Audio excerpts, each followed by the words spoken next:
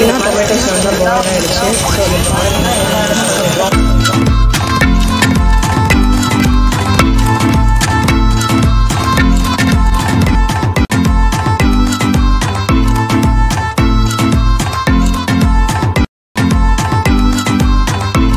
Hi friends, welcome to Sophie Kitchen. இன்னைக்கு என்ன செய்யறோம் பார்த்தீங்கன்னா வாழைத்தண்டு வச்சு குழம்பு வைக்க போறோம்.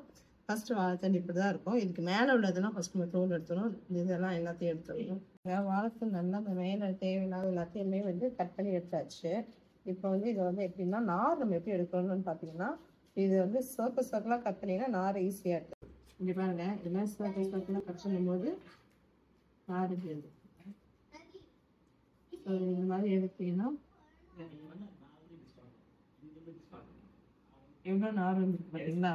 ஸோ இது மாதிரி நீங்கள் வந்து சர்க்கலாக கட் பண்ணும்போது உங்களுக்கு ஈஸியாக வந்து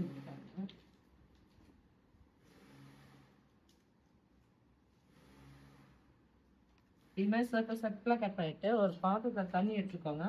அதில் எல்லாத்தையும் எடுத்து வச்சுட்டு போட்டுருங்க. அதுக்கப்புறம் அது சின்ன கட் பண்ணிக்கலாம்.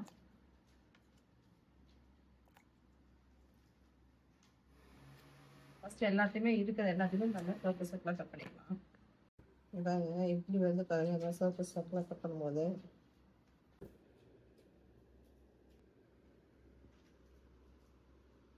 இப்போ இது மாதிரி நீங்கள் பார்த்தீங்கன்னா குட்டியாக கட் பண்ணிக்கோங்க அந்த வாழைத்தண்டை.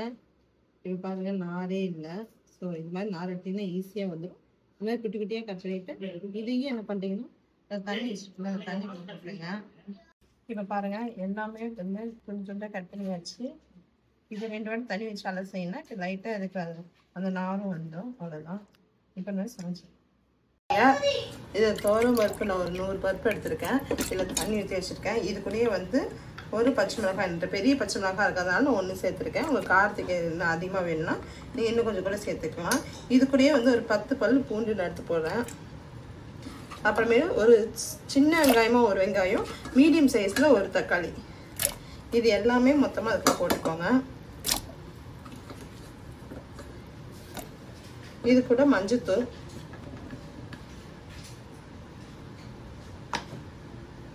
தனி மிளகாத்தூள், உங்கள் காரத்துக்கு ஏற்றாப்புல நான் எப்பவும் சொல்கிற மாதிரி காரம் மட்டும் உங்களுக்கு ஏற்றாப்புல போட்டுக்கோங்க. நான் ஒரு 1/2 ஸ்பூன் போல போடுறேன். இது காரம் அதிகமாக தேவையில்லை. ஸோ அதனால் காரம் கம்மியாகவே போட்டுக்கோங்க. அது கூடயே வந்து பெருங்காயம், இதெல்லாம் போட்டதுக்கப்புறம் நம்ம வந்து நல்லா கழுவி வச்சுருக்கோம் பார்த்தீங்களா வாழைத்தண்டு, இதையும் இது கூட போட்டுக்கலாம். பாருங்க எந்த நாருமே கிடையாது.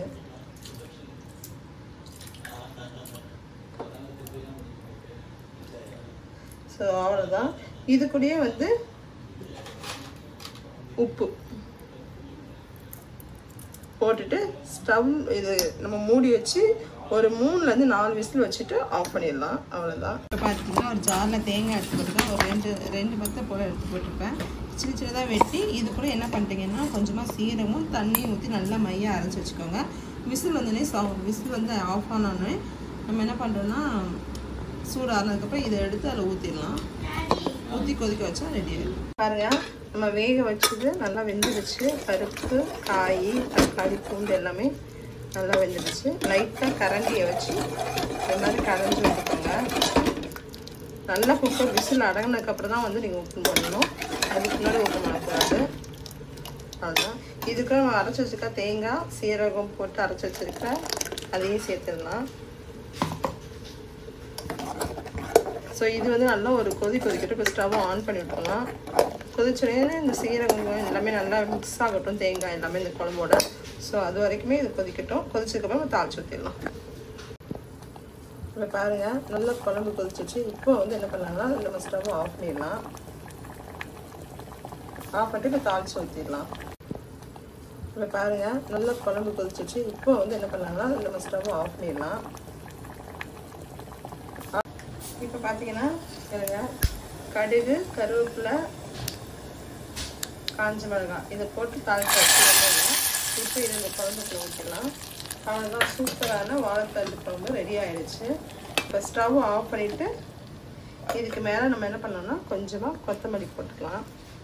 அப்போ வாசம் இன்னும் சூப்பராக இருக்கும். அதுதான் ரெடி ஆகிடுச்சு வாழைத்தண்டு குழம்பு. நீங்களும் கண்டிப்பாக இதே மாதிரி வீட்டில் செஞ்சு பாருங்கள். செஞ்சு பார்த்துட்டு எப்படி இருந்துச்சுன்னு சொல்லிட்டு எனக்கு கமெண்ட் பண்ணுங்கள். உங்களுக்கு ரொம்ப பிடிச்சா லைக் பண்ணுங்கள், ஷேர் பண்ணுங்கள். மறக்காமல் பக்கத்தில் இருக்க பெல் ஐக்கானை கிளிக் பண்ணுங்கள். அப்போ தான் நான் போடுற வீடியோஸ் எல்லாமே உங்களுக்கு பண்ணி வரும். தேங்க்யூ ஃபார் வாட்சிங்.